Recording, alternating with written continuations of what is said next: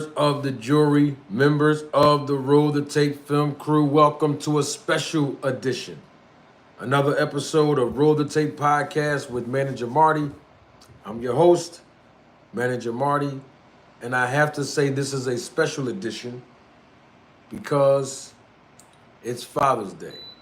So happy Father's Day to all the fathers all across the country of the United States. I know that the membership may not be here, the viewership may not be here, but as long as you are here, that's all that matters. They will have to catch up a little later. Definitely not going to hold you all too long. I'm just glad to be here. I'm about to finish getting my day started. I had to take a small little diversion because I wanted to do a quick live. I know that YouTube is popping right now. I was not here on Friday. Of course, I was expecting to do a panel on Friday, but we're here now. I'm glad everybody is here with me today as the viewership is extremely, the viewership is extremely exciting. I know why you're excited. We had a good weekend of boxing. I mean, it was like 3 different promotions that took place last night. Of course, Gervonta Tank Davis, Frank Martin, David Benavidez, he fought. Matias, he fought. And then Danny Garcia made his professional promotional debut in Atlantic City. But I know what you came here for, and I'm going to give you what you asked for. So if you're watching the replay of this live, happy Father's Day to you as well. We got some good boxing to talk about today. Not going to hold you all long. Everybody that's in the chat acknowledging me, double salute to you. Thank you for your support, your viewership. Glad you all are here. I'm going to give my analysis like I always do after the major fights or the most significant ones that everybody on YouTube, particularly in the YouTube boxing community, love talking about. The fighters that we talk about on a consistent basis, those are the fights that I do my reaction and or analysis the day or two after the fight. Now, before I start, I want to play y'all something that I said on yesterday. This was a few hours before the actual broadcast started on Prime Video. I think the broadcast started at 8 o'clock Eastern Time. So around like 4, I think it was between 4:30 and 5 o'clock p.m. Eastern Time.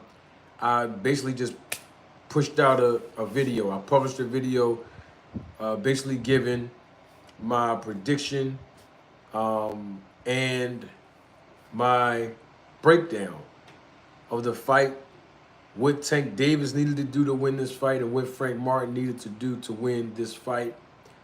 And most of you probably heard the video yesterday, but I done told y'all what was going to happen. I said it. This fight was not going to go past 8 or 9 rounds. And Tank Davis was going to knock Frank Martin out in round 8 or round 9. But it was the way that he did it. I got to break all of this stuff down because I think it's equally as important. And I can provide some educational background when I talk about this fight. You know, I know you all saw it, but we're going to break it down as much as we can.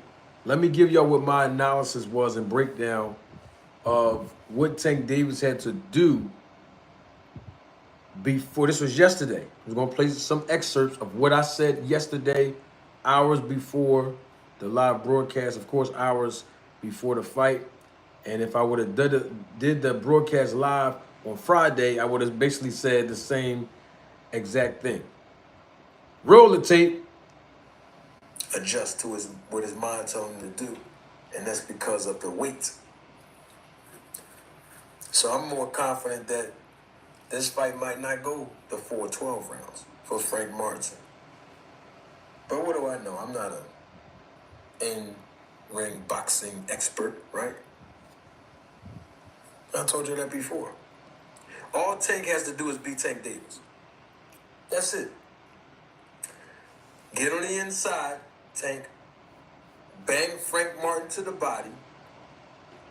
Land that uppercut, that left uppercut, when he's in range. Head movement, which is something that we don't see Tank do a lot. Gets tagged a lot, especially from southpaws, like when he fought Hector Garcia. All right? Throw those feints. Tank do a really good job throwing feints and counter punching. Watch Tank. He sets up his shots really well. He has good eye and hand coordination and good IQ. A lot of people don't give him credit for these things, and good boxing skills. Tank is really that bull, like he nice. For real like that. He like that. I don't see this fight going past 8 or 9 rounds. But even if it does, I believe Tank Davis will have his hand raised in this fight. Okay? And this is not a knock on Frank Martin. I think if he performs well, even in a loss, his career can still and will still go to the next level. You heard it first right here, live and live in color. You ain't find this information nowhere else. The information I'm talking about is what I always tell you, or what I always say. A fighter can lose a fight but gain a fan. That was what my analysis was all week long, including Friday, but we wasn't here on Friday. But I published a video on yesterday, hours before the fight. Actually about 4:30 or 5 o'clock Eastern time. That was what I said yesterday.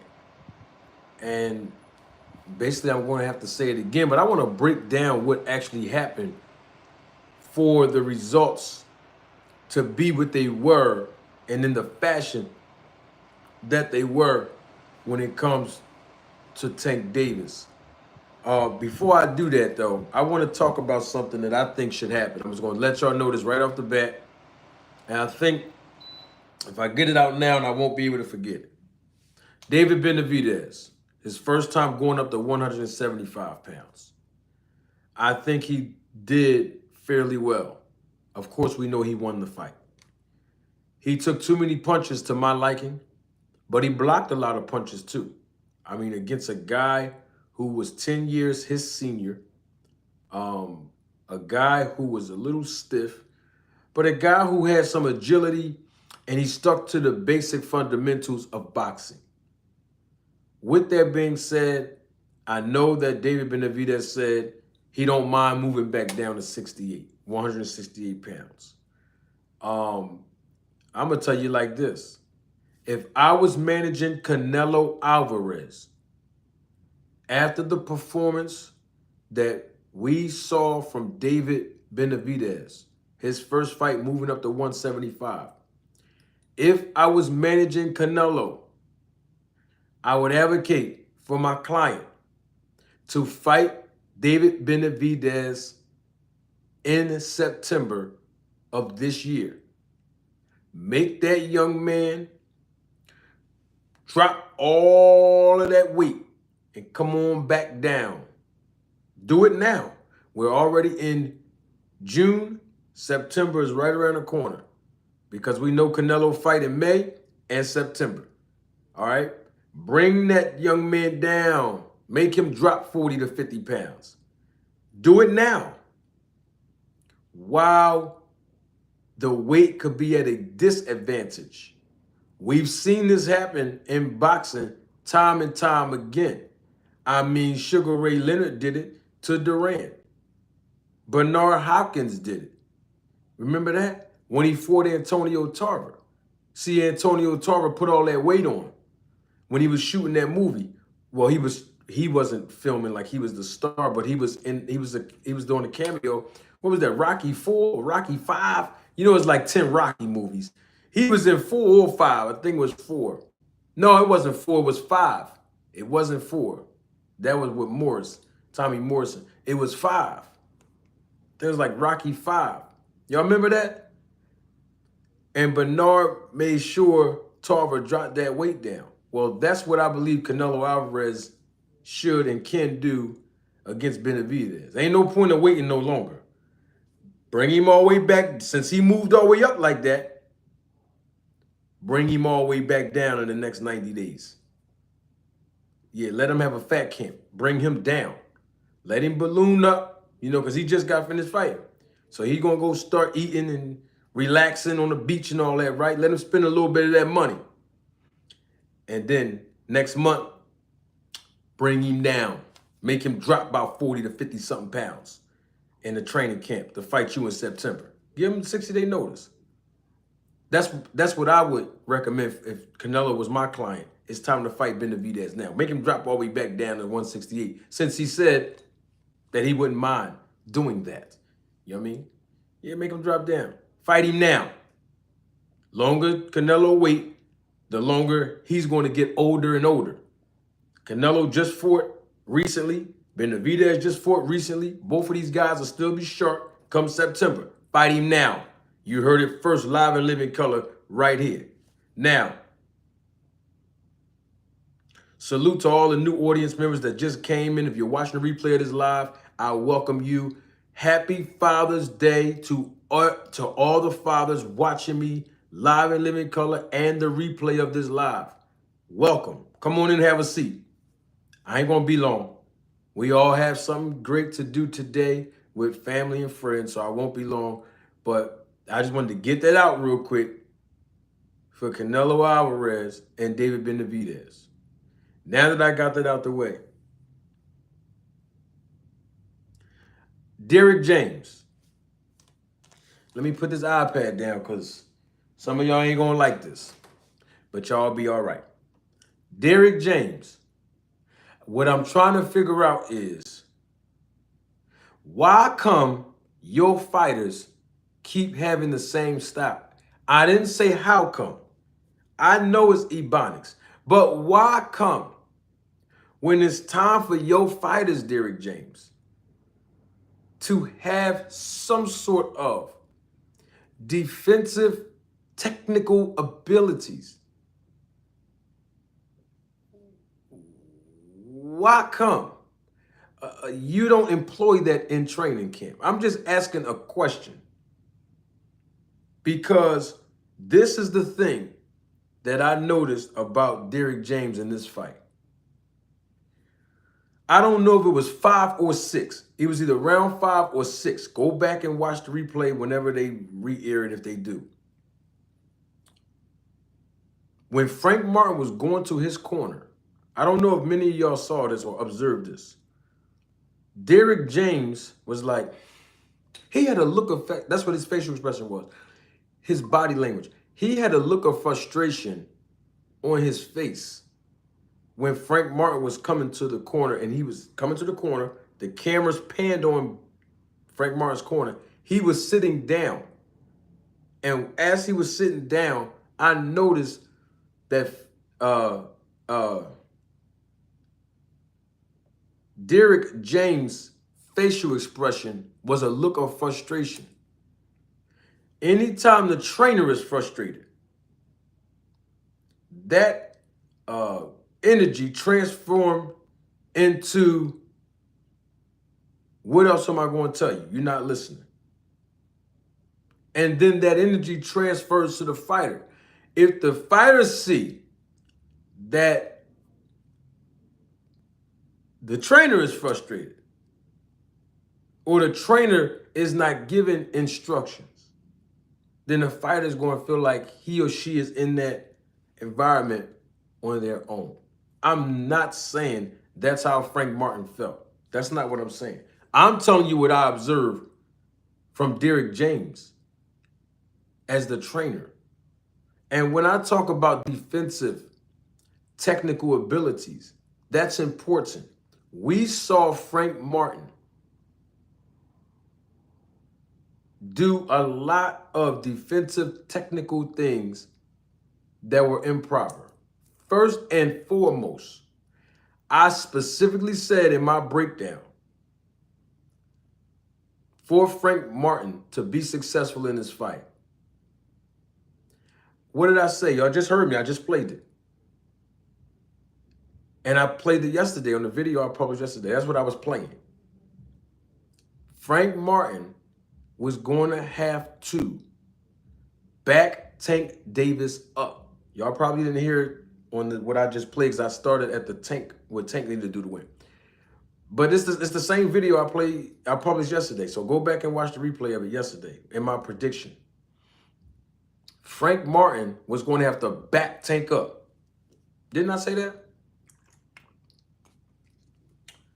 You can't back up against Tank Davis. You can't.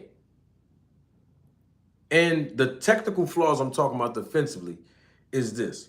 When Frank Martin was backing up, he was on the line backing straight up. He kept backing straight up. If you understand boxing, and if you had any form of training, even if it didn't propel you to professional boxing rankings, but let's just talk as an amateur, right? You should have been taught. This is all people that's watching me live and in the replay. If you were taught any form of technical boxing procedures, we learn about footwork, okay? Learning that when we take a step back, that second step should be a pivot, okay?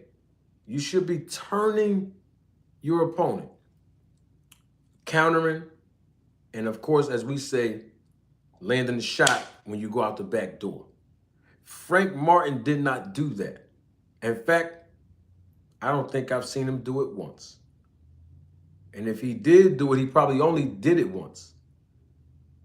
You know, when you take 2 steps back in boxing, that second step is the step that's going to be your last step because you're going to be on the ground. So when you back up, don't back straight up on the line. We see Wilder do that all the time. We see a couple fighters do that. Okay? That is defensively improper. This is just basic boxing fundamentals I'm talking about. When you back up, you take that 1 step back, and then you should be pivoting. Not backing up, backing up, backing up. Then Frank Martin not even throwing nothing. He's not throwing no jab. He's not backing up to keep something in Tank's face and then plant his feet, then throw a combination and run out the back door. He didn't do that. Backing up, backing up, backing up, and then he keeps backing up in the corner. Then when he backs up on the ropes, instead of him turning the opposite direction and pivoting off the ropes, he's actually stepping inside the corner, boxing himself in, preventing himself from being able to use footwork and counter. Why? Because now Tank gonna cut it off on you.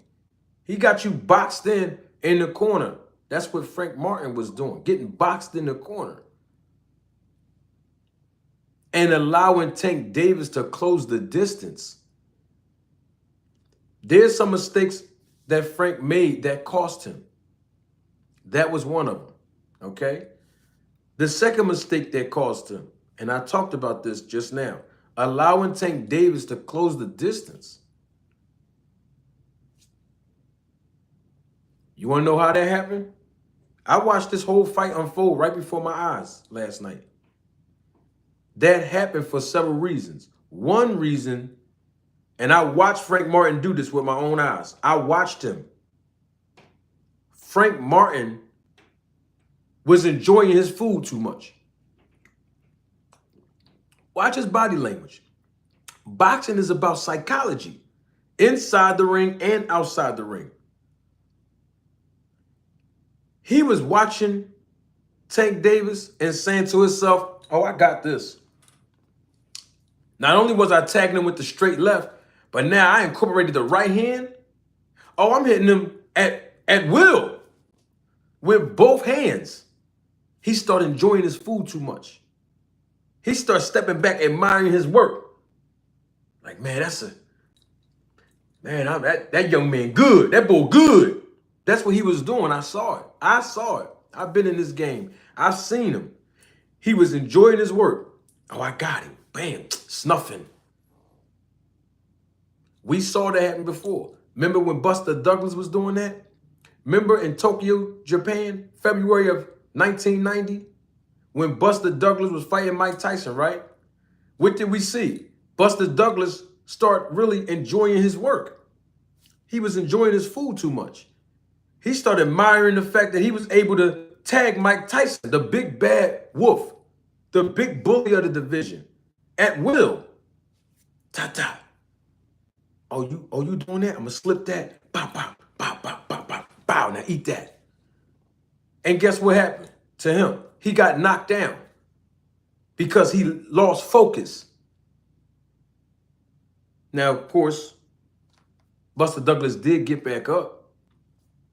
They called it a flash knockdown. He did beat the count and he did get up. The point that I'm making is Frank Martin basically was admiring his work for the first 3 or 4 rounds. And Tank was just warming up. And what Tank Davis was doing, which I talked about, y'all did hear this part just now. Ring IQ that he doesn't get credit for. He's very underrated when we talk about ring IQ. Tank Davis controlled those punches. Tank Davis controlled the real estate. That's called ring generalship. Tank Davis controlled Frank Martin's actions. And he made Frank Martin think in his mind that he had him. Because basically, Tank knew that he was going to have to go jump in that fire for a couple of rounds to get himself acclimated. No, he's coming off a 14-month layoff, right? He had to shake that ring rust off. Get used to being in the atmosphere. His words, not mine. And so, yeah, he took some good punches. Did not tell y'all this. I told y'all this last week. Frank Martin only got 1 punch, which was the straight left hand. Didn't I tell you that? And if Tank Davis disarmed him if he disarmed that straight left hand, that's it. It's over.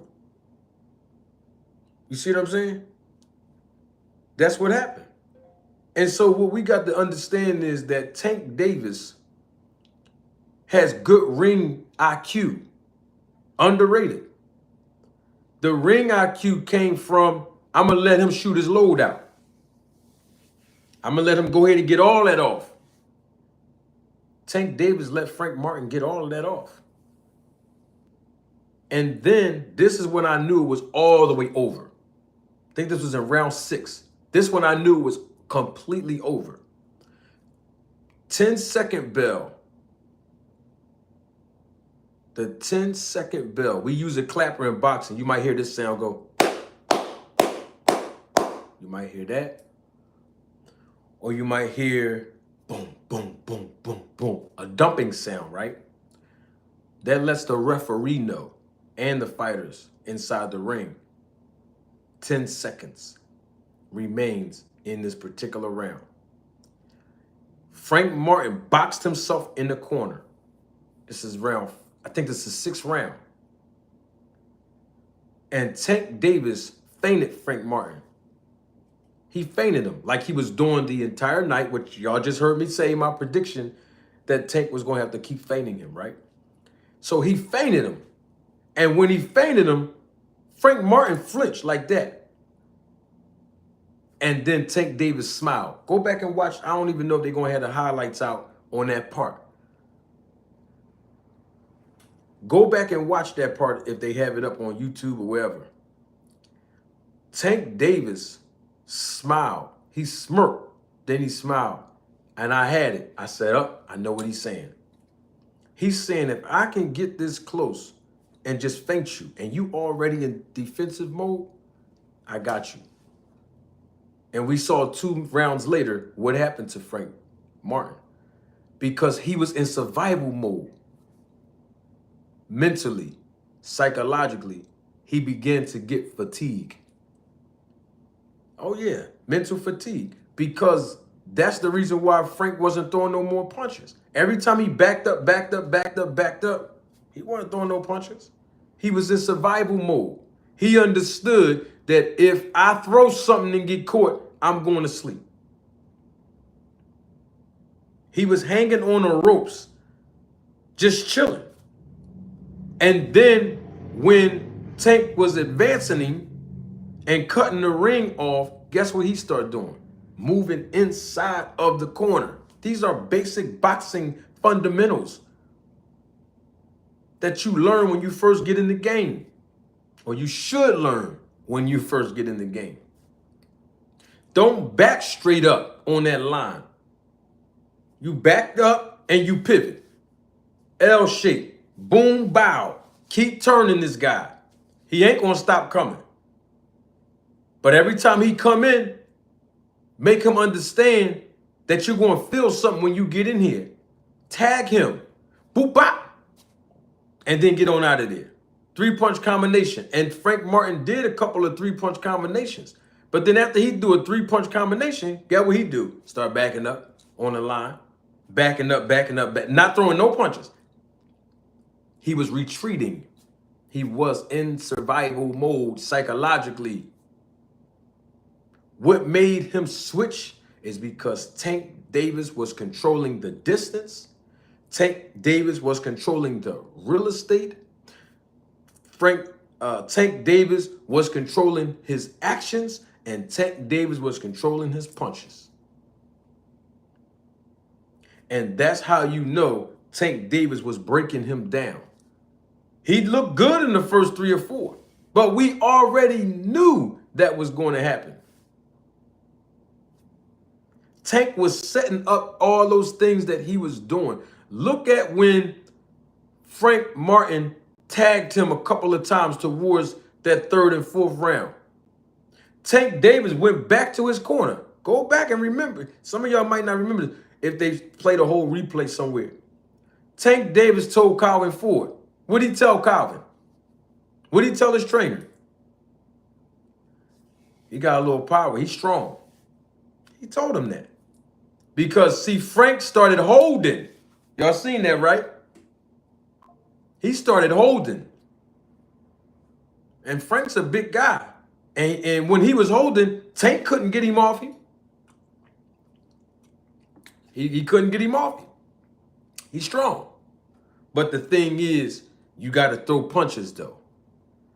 Not recklessly. When you got a guy closing the distance on you, not only are you closer in his range or her range, or well, I say his, but he's closer in your range. Throw something at him. Let him second guess himself. And Frank Martin didn't do that. He abandoned the punches that he was landing that was successful. Like the straight left and then the counter right. How many right hooks did he throw? See, this is what I'm saying. How many body punches did he land on Tank? Only a few. I remember twice, vividly twice, where he stabbed that jab to the body. We needed to see more of that. He was in retreat mode. Tank Davis was setting up those punches. And he started walking him down. Notice how after round 5, Tank started closing the distance. He started closing the distance on Frank, and Frank Martin was helping him. Going back, retreating on the ropes. Going back, retreating into the corner. I don't know what he was doing because he was stepping with one foot over here, then stepping back in the corner. Like that was going to confuse Tank. He boxed you in. Yeah, thank you, Tracy Jackson, for that. I know somebody was trying to compliment me, but Stephen A. Smith don't have nothing on me when it comes to boxing. Absolutely not. Somebody was trying to give me a compliment. It's Father's Day. But the thing about it is this. Frank Martin basically let Tank bully him in that ring last night. He let him bully him. And he's the one, and what I keep telling y'all, he's the one that was talking all this trash. We got to stop talking all this trash. We got to. Because it's one thing to build a promotion, and then it's another thing to just be just blatant with it. It's nothing wrong with talking trash. But the trash that Frank was talking, you know, it was like people really was buying into like, oh man, he got this. And it looked good in the first couple rounds.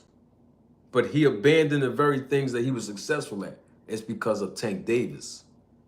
Tank Davis controlled everything in that fight from the opening bell. Yes, you're going to get hit in boxing. This is what happens. Tank Davis set those shots up. Now, I'm going to show y'all something, right? This is a veteran move. In the 8th round, right? Tank had him on the ropes. Y'all seen that, right? Y'all saw that. He had him on the ropes. Frank Martin go and take one step with his left foot, right? Then he gets back in his stance. Then he take his right foot, which is his lead foot, and then he steps and then step back into his rightful position.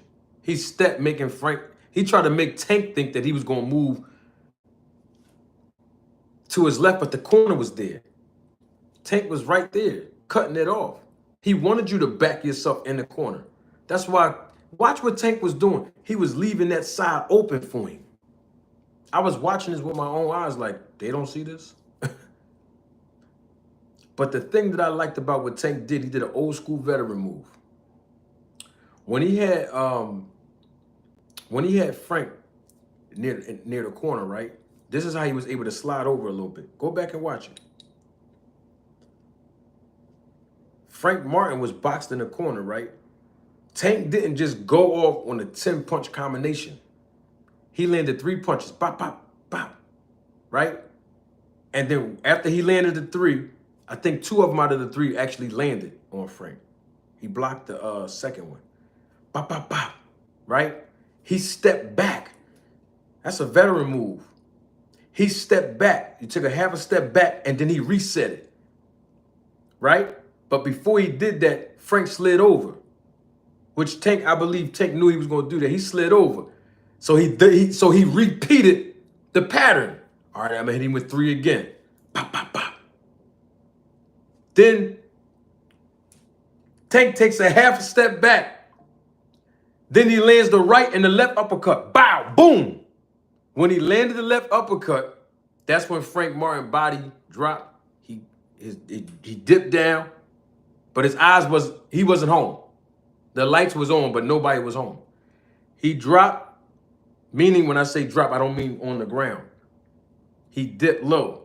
He dipped low, came back up. His hands was down because his lights was on, but nobody was home. And Tank lined him perfectly, straight left. Boom. Frank went to sleep. But it was things that happened before that most people on YouTube and Instagram and social media, they're not going to remember that part. Most people don't know about boxing to see it. I'm just telling you my observation. So there was shots that was set up before the actual knockout came is the point that I'm making. Frank Martin did a good job in the first few rounds, but that's the type of energy that he had to display for 12 rounds. You see, his promoter, Errol Spence, said that Frank Martin was going to dominate Tank Davis. That's what he said. I'm not putting words in his mouth, but that's what he said, okay? But when you dominate somebody, you have to back them up. You can't keep running, backing up, not throwing any punches, backing up, chilling on the ropes. You know what I mean? Talking on the Boost Mobile, because it was a Boost Mobile. I'm talking about when he had his hand up. You on the Boost Mobile phone. You on the Boost Mobile phone, chilling on the ropes, because you're trying to block him, anticipating the shot. Then backing up in the corner. What else do you want Tank to do? This is where Tank get off at. When you on the ropes and when you in the corner. Remember when, what was that? Leo Santa Cruz. Remember him? He was trapped in the corner, wasn't he? Left uppercut, bloop, put him right to sleep. So I don't think Frank Martin needs to lift his head up high enough to make him feel like, you know, them first 4 rounds was a moral victory. But I do believe that Frank Martin need to lift his head up and say, I did my best. Because Frank Martin may have won fans last night, and I believe he did. Just because a fighter lose a fight doesn't necessarily mean they'll lose a fan. Most times when the performance is satisfactory enough, the fighter that loses gain fans. Like you seen with Pitbull Cruz, he been gaining fans ever since he lost to Tank Davis. And of course, being on that big stage gives you the opportunity to do so. And so I believe Frank Martin has to capitalize off of the success he had in the first few rounds, but he got to go back to the drawing board. And I don't want to bring this up, but I am going to do it anyway. I don't have no picks. I keep it all the way 100, from top to bottom, straight down the middle. If Derrick James is not going to help Frank Martin improve defensively, Frank Martin needs a new trainer. It's just that simple. Everybody can look good on offense and pressing the attack, but what happens when somebody's in there bullying you, pressing the attack on you? What adjustments are you going to make? And I didn't see any adjustments from Frank Martin and his team. I couldn't even hear some of the stuff Derrick James was saying, so I don't know.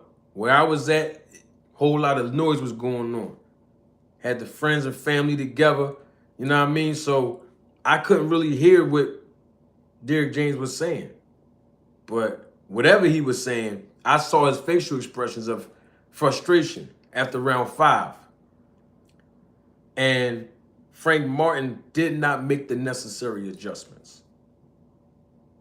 In fact, I don't, because it is, it's Father's Day. It is Father's Day, so it's appropriate for me to say this joke, but it was almost like, Frank Martin was in the ring like, a woman who didn't expect to get none that night.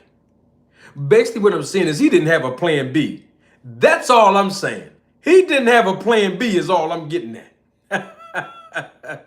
Double salute to my guy, Andre Noble, member of the channel, supervisor of the Road to Tape film crew. Double salute to my guy, JSir72, also a member of the channel, supervisor of the Road to Tape film crew. And double salute to everybody that's in the chat. Thank y'all so much for your feedback and support. I see you all, and that you're acknowledging me in the chat. Everybody that's watching live and living color and the replay of the live, as the viewership is increasing exponentially. Once again, happy Father's Day to everybody in the audience. Now, Derrick James, we need answers. Yeah, because this is like the second or third time, Derrick James didn't really do anything, whether it be in training camp or in the fight, to show me that he's training these athletes to be defensively sound. It's good to be offensively sound.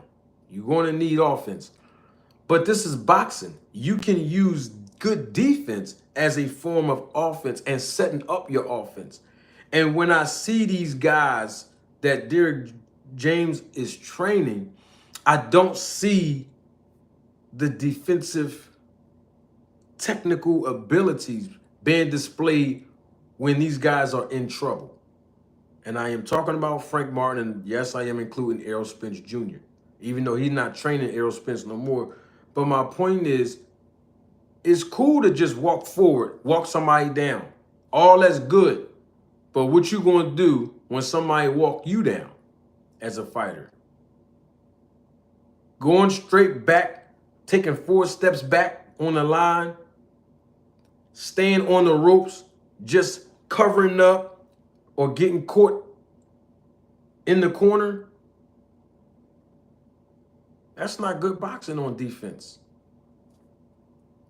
Allowing your opponent, especially with the power that Tank have, with the footwork that Tank has, with the ring IQ that Tank has, You just a sitting duck. You asking to be knocked out. Frank Martin retreated too early in this fight. And for real, this fight could have been ended earlier than 8. But it did end in 8. He's definitely going to have to go to the drawing board. Because from here on out, anybody else that Frank Martin compete against, he's going to have these same troubles, which will lead to the same results. And there's not too many people at 135, of course. But Shakur Stevenson is here. Lomachenko, until he fully retired, he is here. Got some young up-and-coming lions that's here. These guys you don't want to get in trouble with. I'm talking about if you Frank Martin with the defensive flaws that he has. Got to improve on that immediately, too. Immediately. And if he has to get a new trainer to do so, I recommend it. When it comes to Tank Davis, I'm going to say this right now. He is the king at 135. Salute to my guy, Boss Hog Boxing. Happy Father's Day, brother. Y'all support that brother's channel and subscribe to him. He's my guy. I don't see nobody at 135 that can beat Tank Davis. I'm just going to go on record and say it now. And I know people are going to get mad at that, but y'all be all right. We talking boxing. Nobody can beat him, in my opinion. Not now. It's just not going to happen. Nobody. I know somebody's going to ask me about Shakur Stevenson. I like Shakur Stevenson. I do. But can't nobody beat Tank Davis at 135. I need somebody to show me more than what they've been showing me in this division for me to be convinced that they can beat and dethrone Tank Davis. Right now, I don't see nobody can beat him. You have to have not just skills to beat Tank Davis. You have to have a chin. You have to have good ring generalship. You have to have defense. You have to have enough power to keep him off of you. You have to have that. You have to have the determination that if he hits you and clip you or knock you down, you're going to get back up and you are going to respond well. You got to have those things. And most of those are intangibles. And I'm not saying that nobody in the division have intangibles. What I'm saying is you're going to need all of that and more in one to beat and dethrone Tank Davis. And right now, nobody at 135 can, they can, not right now. Not now. When he moves up to 140, we'll have a 140-pound conversation. But right now, at the 135-pound division mark, can't nobody beat him. Now, of course, Tank Davis should not get 100% credit for beating Frank Martin, because I done told y'all about a phone booth that Frank Martin didn't have the experience and he was still green in the business. Remember, I told you all that 2 weeks ago.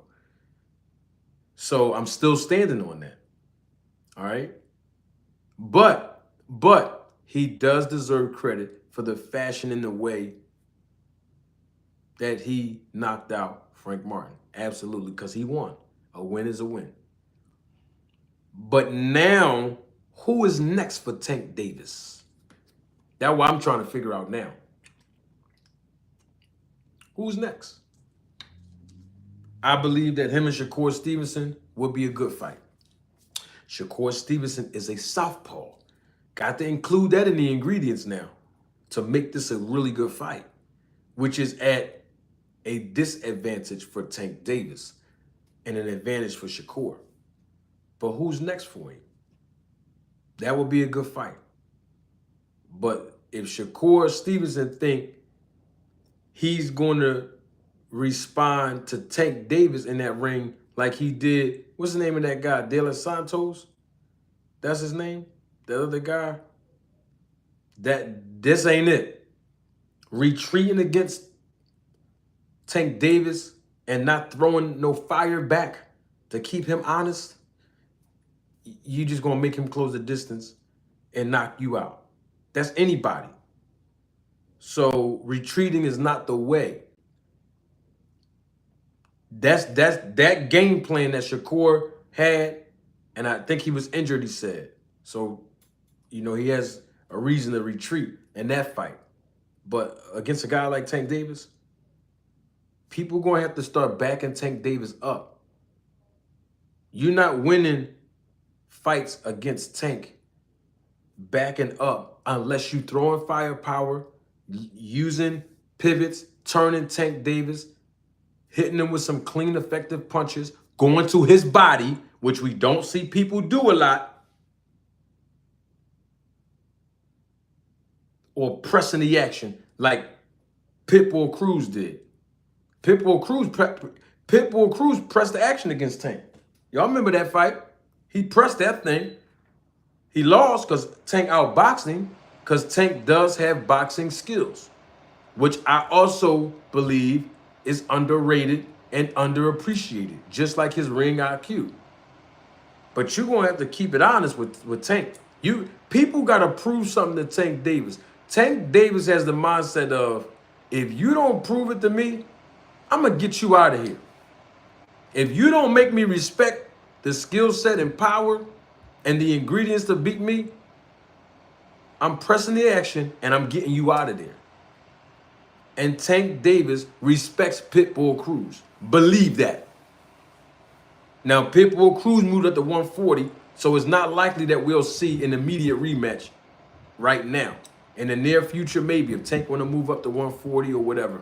But right now, nobody in the 135-pound division can beat Tank Davis. Right now. Shakur Stevenson has a fight in July 6th, right? If I'm not mistaken. Right? So we got to see how he fares well in that fight, which I believe he's going to steamroll in that fight on July 6th. I believe that. He should. I won't give my breakdown and prediction just yet. But,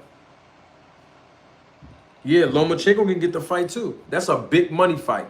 That will be a huge money fight. In fact, that'll be more of a bigger money grab than Tank fighting Shakur Stevenson. All right? Yeah, but see, Loma older too, though. Loma will give Tank some problems. He will. He will. That'll be a really good fight. Believe that. Lomachenko will give Tank some problems. See, I'm talking technical now. Technical abilities. That will be a really good fight. So it's either Lomachenko or Shakur. Right now. I don't see Tank fighting nobody else right now at 135. Now, if he moves up to 140, of course, the landscape of the 140-pound division is larger. So then we'll have so many different options to talk about as an opponent for Tank Davis. But at 135, Tank is like that. You know what I mean? He's like that. And we have to give him all the credit that he deserves, not just with this win, but that he's the king of the 135-pound division, and he's the face of boxing. Y'all see how many stars was out there? Ain't nobody coming to see you, Otis. They came to see Tank Davis. All right? Benavidez got a nice following as well. They was out there. Everybody, that card was a good card overall. That was a really good card overall. I wasn't expecting to see an upset for Gary Antoine Russell, but hey, that was a good fight too. That was a good fight, and he got to go back to the drawing board because he didn't make no adjustments. Gary Antoine Russell, he didn't make no adjustments. He did a good job. He held his own, no doubt, as he always does. But that other guy had great boxing ability, great fundamentals, offensively and defensively. That was a complete fighter that Gary Antoine Russell fought last night. Complete. And he got a heck of a chin. Because the punches I seen him take, I'm like, if Gary would have hit anybody else, they'd have been asleep. Old head had some. I like that. He performed well. The right man won last night. You know what I mean? But Tank Davis is the man. Nobody at 135 can beat him right now. They just can't. I would love to see how him and Shakur Stevenson will fare. I would love to see how him and Lomachenko will fare, even though, Lomachenko's, how old is he, 35 or 36? If that don't happen soon, then the fight shouldn't even happen later, because the later you wait, Lomachenko is going to be on his way out the door and not coming back in, retiring. So, I mean, Tank Davis, he did what he was supposed to do. He had a sitting duck right in front of him who was basically inviting him in to kick the door in and take everything he wanted out of his house. And it wasn't even a strong arm robbery because he invited him in. Frank Martin invited Tank in. Come on in. I'm sitting on the ropes. Come on in. Have a drink with me. I'm sitting in the corner. I'm going to walk to the corner and then invite you over. Okay, well, then if you're going to give it to him, he's going to take it, as he should have.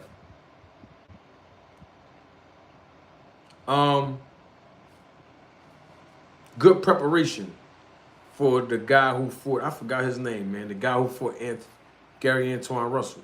Good preparation. He was on point, offensively and defensively. And on top of that, he was hitting Gary Antoine Russell with some fire too. They was getting it on. That was a really, really good fight. Puello, that's his name, Puello? I forgot that boy's name. And then Matias lost. I didn't see that fight. I was focused on the Tank fight. But I saw the highlights. The Zone published the highlights. Matias didn't have all that power. He was throwing punches, though. Throwing combinations. Matias did all right. I'm used to seeing him dominate, but that guy, Perro, that's his name, he looked all right against Matias. He actually looked good. The right man won in that fight. Now, I know people, once again, I'm just going by the highlights. I didn't see the whole fight. But based on what I saw, the 11 minutes of highlights that I saw, they was getting it on, but the guy, Perro, to me, he did more. He was more effective. That was a good fight, too. We'll see. But Matias at 140. So, hey, Devin Haney can fight Matias now since they both lost, right? Yeah, well, Matias don't have a belt no more, so I don't know if it would be intriguing now since Devin Haney is still the champion. So, I don't know. All I know is who's next for Tank Davis. Line them up. This guy is the goods. Let's go. Shakur Stevens has a fight in July 6th. You know what I mean? So maybe end of the year. Maybe in the end of the year, Tank can fight Shakur. Loma just did what he did to Kambosos, which you really don't get too much credit for that, but they should be the next two. Loma and or Shakur. Next two. First fight, end of the year. Let's get it done. 135. But Tank Davis is the face of boxing. He's the face of the division. And he did what he was supposed to do last night. Frank Martin helped in that cause. But hey, that's where the inexperience and lack of technical defense hurt Frank Martin. Got to go back to the drawing board. And if that means leaving Derrick James as the trainer, no, stay with Errol Spence. That's how you got the fight. Because your promoter, Errol Spence, put you in a position to get that. So stay with Man Down Promotions. But if you got to get another trainer, then go get one. Because I didn't see no adjustments being made at all. Double salute to my guy, Lucky McKinnels. Thank you for your super chat and your support to the channel. Lucky says, salute to Frank Martin for showing up to the post-fight press conference when Deontay Wilder, Devin Haney, and Adrian Broner didn't show up. I didn't even know Deontay didn't show up to the press conference, the post-fight. I thought he did. He didn't? I'm not sure if he did or not. Wow, he didn't show up either? Now, guys, y'all fighters better start showing up to the post-fight. That's a part of your job description. Part of your responsibility. Thank you, Lucky, for that. Go to the post-fight press conference, especially if you talking trash before the fight. If you talking crazy to the opponent, talking about you gonna do this and that, and you lose, go downstairs. Yeah, get downstairs to that press conference and hurry up. Don't take too long. Hurry up. Shower, get your gear on with your jewelry, you know, but go there, put your sunglasses on too. But get downstairs. Got to go to the post fight. Unless medical personnel advise you to go immediately to the hospital. Other than that, downstairs. Downstairs to the post fight. And get a winner his or her props. And then decide what you want to do for the media. Because you can say, man, I'm going to fight again. You can say all that to the media. But if you feel in your heart you're going to retire later on, that's cool. But give a statement to the public is where I'm getting at with that. You don't have to tell people what your next move is because you don't know what your next move is right after a loss, even right after a win sometimes. Most times you do know your next move with good representation after a win. But when you lose, you got to go back and regroup and make adjustments. So I appreciate that, Lucky. Yeah, you got to go to the post fight. So yeah, salute to Frank Martin. He went to the post fight. He stood up tall. You know what I mean? Hey, he has nothing to hang his head down low about. He won some fans last night because some people can say, well, at least he held his own while it lasted. He wasn't like running the whole fight. He stood his ground in the beginning. You know, he started backing up, being more conscious of the power of Tank after he really started feeling a little bit of the power because Tank landed some big shots on Frank. He responded well to it as far as he didn't get knocked down right away or knocked out right away, but his response was retreat, and that cost him. And so that comes with experience, that comes with learning defensive technical strategies to get out of there when you're in trouble, when the bully's pressing you. And that's why I'm holding Derrick James accountable for that. You know what I mean? I'm holding him strictly accountable for that because he's the fighter. Frank Martin's the fighter. You know what I mean? Double salute to my guy, Smooth Criminal. Thank you for your support and contribution to the channel. Smooth Criminal says in the super chat, shout out to Tank. Baltimore, stand up. Stand up. Baltimore came out. Everybody supported. Oh, yeah, I saw that, Joe. Yeah. People were saying that Gary Russell and Matias was going to win by knockout, and they both lost. Upset, dramatic fashion. This is boxing. You know, anything can happen in that ring. I can't say that the Tank Davis loss against Frank is going to propel him to be a world champion. I don't know. He has the potential to be a world champion. You know, he just got to work on a lot of, even offensively. I told y'all he only had one punch, which is the straight left hand. I told y'all weeks ago. He got to incorporate, you know, more punches. And his punch output cannot reduce as time progresses in these fights. His punch power and his punch output reduced in the last 3 fights, reduced significantly. Got to pick those levels up, but that comes with time. He's still green in the business. You know what I mean? So Frank Martin has a potential to be a world champion, but they got to move him a certain way now. Get his confidence back up. And Errol Spence, they know that. His representation, they know what they're going to have to do to build his confidence back up, get him back up into the rankings after this loss. But, you know, I got to leave you all with this. Tank Davis is the face of the 135-pound division. And right now, as it stands, nobody in the division can beat Tank Davis. That's just my take on it. July 6th, which is the next fight, Shakur Stevenson. We got to see how he's going to look, which I think is going to steamroll this guy. No doubt about it. We got to see how he's going to look in this fight on July 6th. When he wins, I expect him to call out Tank Davis, or I expect him to call out Lomachenko. But those are the three guys that should be fighting each other in the 135-pound division. I mean, you've seen how Tank just won last night.